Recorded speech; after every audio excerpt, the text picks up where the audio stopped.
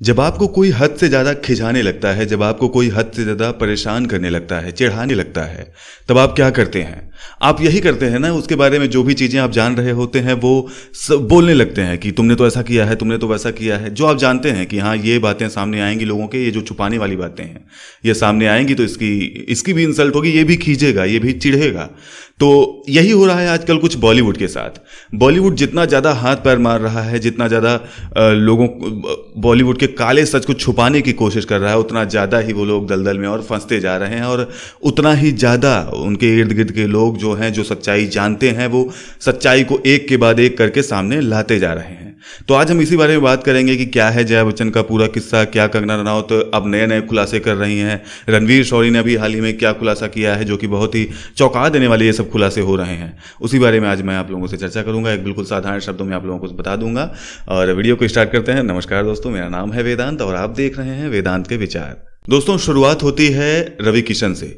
ये जो पूरा सिलसिलेवार युद्ध अब चलने लगा बॉलीवुड के दो पक्षों के बीच, क्योंकि बॉलीवुड में दो पक्ष बन गए हैं अब इस दौरान।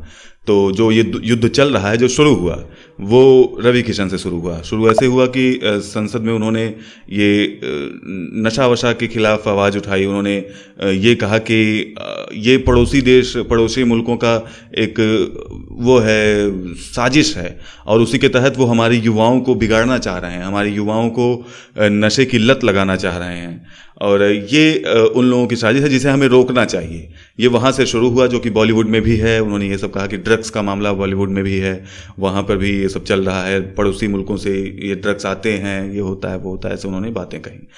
अब उन्होंने हाँ, और फिर उन्होंने एनसीबी की तारीफ भी की कि जो अब वो इतना स्ट्रिक्ट एक्शन ले रहे हैं इन सब के खिलाफ, उन्होंने उनकी तारीफ भी की। अब इसके बाद जया बच्चन भाषण देती हैं और वो उसमें बिल्कुल साफ साफ ये कहती हैं कि जिस थाली में खाते हैं उसी थाली में छेद करते हैं ये लोग। अब बताइए रवि किशन ने इस मुद्दे में क्या गलत कहा?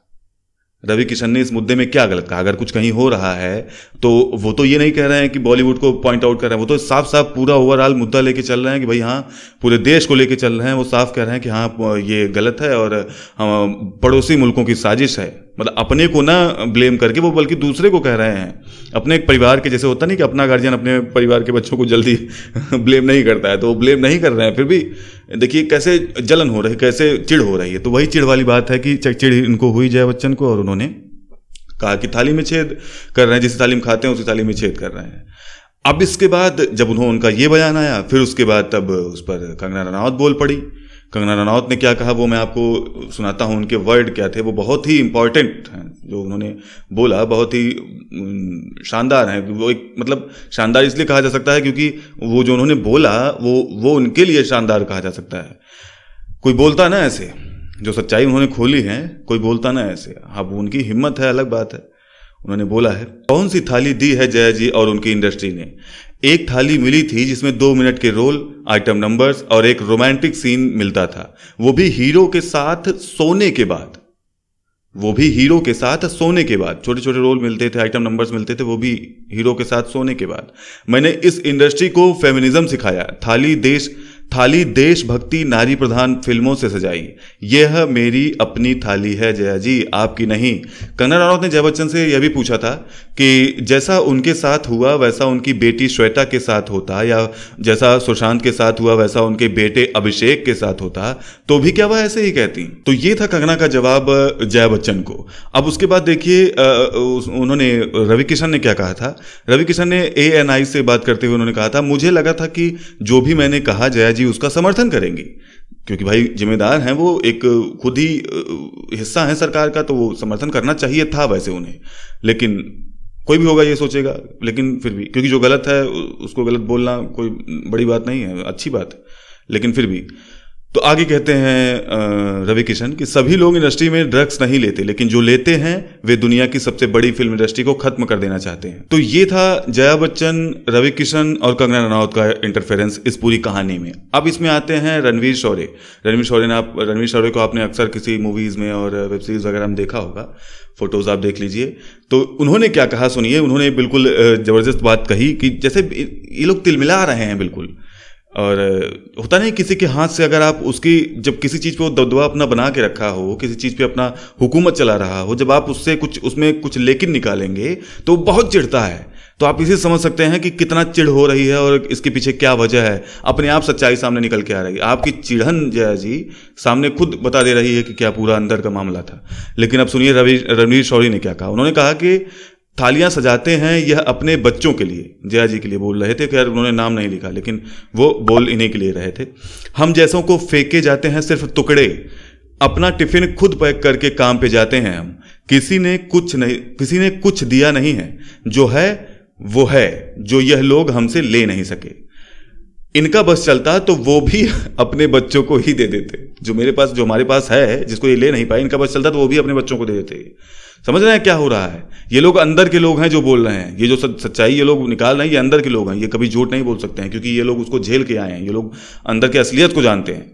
तो अब ये लोग बोल रहे हैं, ये लोग बोले भी नहीं थे पहले। तो ये पूरी बात हो गई। ये पूरा वाकया है दोस्तों की जया बच्चन, रवि किशन, कंगना रनौत, रणवीर शौर्य, पूरा बॉलीवुड में दो हिस्से बन चुके हैं। अब कोई समर्थन कर रहा है, कोई समर्थन नहीं कर रहा है, यही सब चल रहा है। अब मैं जया जी के बारे में थोड़ा सा दो शब्द कहना चाहूँगा, जो कि बहुत ही जरूरी होता है, हो जाता है, मुझे लगता है ऐसा। क्योंकि हम ये एक सवाल उठता है कि अब ये अमिताभ बच्चन तो कुछ ऐसा करते नहीं, स्टेटमेंट नहीं देते हैं, ऐसा है वैसा है। लोग उनको बड़ा अच्छा भी समझते हैं, लोगों को लगता है कि बड़े अच्छे व्यक्तित्व के धनी पुरुष हैं वो। लेकिन फिर भी ये सवाल उठता है कि वो क्यों नहीं इनको टोकते हैं या रोकते हैं, या क्यों, क्या है? मतलब एक ही घर में दो विचारधाराएं बिल्कुल अपोजिट, या पता नहीं, हो सकता है भाई वो क्या सोचते हैं, अभी किसी को नहीं पता कि उनके अंदर के मन की बातें क्या हैं, क्योंकि वो कभी एक्सप्रेस करते नहीं हैं। फिर भी कि भाई ये वहाँ घर में रहती हैं और उस घर के जो मेंबर्स हैं उनकी लोग बड़ी इज्जत करते हैं, और ये ऐसे बातें करती हैं। तो ये एक मुझे लगता है, क्योंकि मैं सोच रहा था, मुझे लगता है कि ये एक उस तरीके से है जैसे पेरेंट्स के हाथ से बच्चा उनका निकल जाए, और वो नालायक कोई बच्चा निकल जाता है पेरेंट्स के हाथ से, तो वो कुछ नहीं कर सकते, वो भी बिल्कुल हाथ खाली करके खड़े हो जाते हैं। क्या करें आखिर? तो ये होता है ना कि वही मुझे लगता है कि जया बच्चन जी के साथ भी कुछ ऐसा ही है, क्योंकि वो भी अक्सर उनके स्टेटमेंट आते रहते हैं। पहली बार ये नहीं दोस्तों, इसलिए मैं कह रहा हूँ, पहली बार नहीं है ये अक्सर उनके साथ आता रहता है। इवन वो जो पेपराजी होते हैं, जो बॉलीवुड के इन लोगों की फोटो खींचते हैं, अक्सर आते जाते, कहाँ जा रहे हैं, क्या कर रहे हैं, अपडेट्स देते रहते हैं, वहाँ भी ये कई बार उन लोगों से गुस्सा हो जाती हैं। वो मतलब अपना क्रोध वहां पर जाहिर करने लगती हैं, उन लोगों को भला बुरा करने लगती हैं। तो ये वहां भी देखने को मिलता है, और इनकी सोच में भी देखने को मिलता है। ये जब स्टेटमेंट देती है उसमें भी देखने को मिलता है कि क्या इनकी सोच है। तो ये एक तरीके से मुझे लगता है वैसे ही है कि एक नालायक बच्चा जब निकल जाता है अपने माँ बाप का, तो वो लोग बेचारे कुछ नहीं कर सकते हैं, क्या करेंगे? वो फिर छोड़ देते हैं, जाओ करो जो करना हो। तो कहीं ना कहीं ये है, पहली बात ये हो सकती है। दूसरी बात ये हो सकती है कि वो अमिताभ बच्चन कभी अपनी राय कुछ देते नहीं है, तो पता नहीं उनके मन में क्या चलता है। हमें और आपको क्या पता कि उनके मन में क्या चलता है? तो ये सब दोस्तों पूरी बात है, और ये पूरा किस्सा था। अब देखते हैं आगे इसमें और कितने राज खुलते हैं, कौन किस पार्टी को ज्वाइन करता है, सुशांत की तरफ या ड्रग्स माफिया के खिलाफ आवाज उठाने की तरफ कौन आता है, या फिर मुंबई के काले सच को छुपाने की तरफ कौन जाता है, जैसे कि जया बच्चन अभी उधर ही जा रही हैं। और जबकि ये तो बड़ी एक महान विभूति हैं भाई, ये तो सरकार में है, ये तो वहां जाके बैठती हैं, संसद में बैठती हैं, तो इनको तो बड़ी जिम्मेदारी पूर्वक अच्छाई का साथ देना चाहिए। लेकिन खैर, बहुत से लोग हैं, संजय राउत वगैरह भी हैं, वो लोग भी तो ऐसे ही बोल रहे हैं जया बच्चन की तरह ही। तो खैर, ये पूरी खबर थी दोस्तों। आज मैं वीडियो को यहीं समाप्त करता हूं। अगर आपको वीडियो अच्छा लगा हो तो वीडियो को लाइक कीजिएगा, चैनल को सब्सक्राइब करके बेल आइकन को प्रेस कीजिएगा। मिलता हूं आपसे एक नई वीडियो के साथ, तब तक के लिए जय हिंद, वंदे मातरम।